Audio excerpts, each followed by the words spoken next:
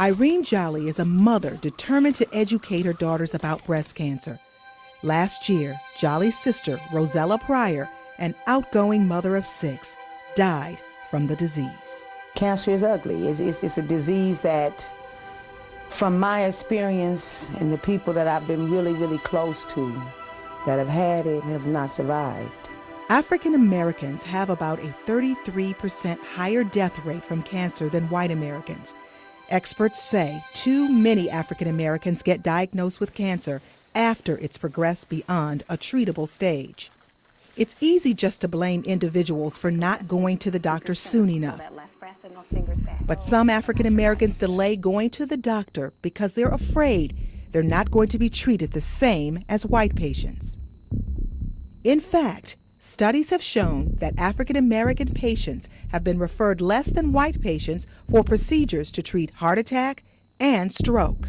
It's a racial differential, which suggests that it's a matter of the structural racism that occurs in this society, that African Americans do not have access to medical care or health care, that is, to prevent some diseases. But more importantly, they are at risk to these diseases much more often because of their place in society. Sociologist Warnie Reed says sometimes well-meaning doctors may not even be aware that they treat African American patients differently. Reed says the solution calls for 2 things to happen. Medical professionals need to be more aware of how they treat African American patients, and African Americans need to be more assertive and not be afraid to go to the doctor. Their lives could depend on it. If I'm the last person to go to the doctor, certainly I'm gonna be the first one to die. You don't really know a person by the pigment of their face. It's sad, tragic. I misunderstood, remain ignored. But O ye who are fearful, be not so. Lift up your hearts and come to know that which you can and must know. Fear, denial, and delay cost Rosella Pryor her life.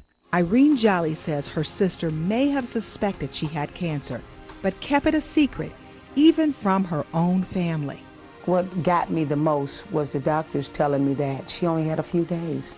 And I wasn't even aware that she was sick like that. We tend to be private people. We tend to keep things to ourselves. We don't want other people to know our business.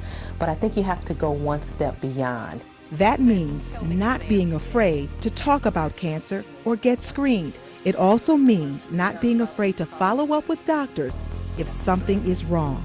Irene Jolly wants to prevent her own daughters from becoming the next generation of cancer victims. I would explain to my kids, check yourselves. Teach them how to check themselves, and be honest and let me know what's going on.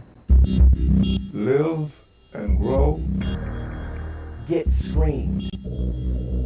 Live Don't be afraid. and grow.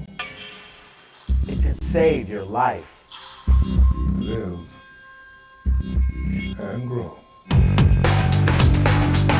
For the Urban Cancer Project, I'm Betty Halliburton reporting.